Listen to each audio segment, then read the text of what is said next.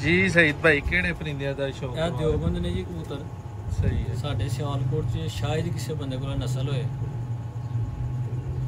ਇਹ ਸਾਡੇ ਕੋਲ ਬੜੀ ਪੁਰਾਣੀ ਬਲੀਡ ਹੈ ਇਹਨਾਂ ਦੀ ਕੱਟੇ ਦੇ ਨੇ ਜੋੜਾ ਲਗਾਇਆ ਇਹਦਾ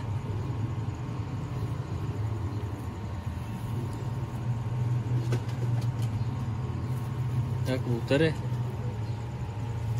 ठीक है जी बहुत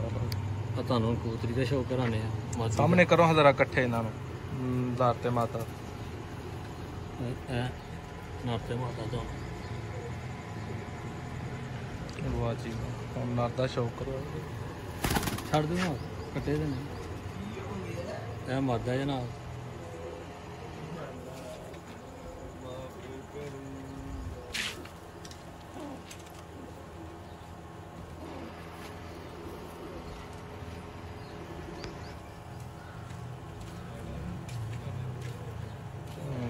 करीच चाहिए है करीचे पई दी है भी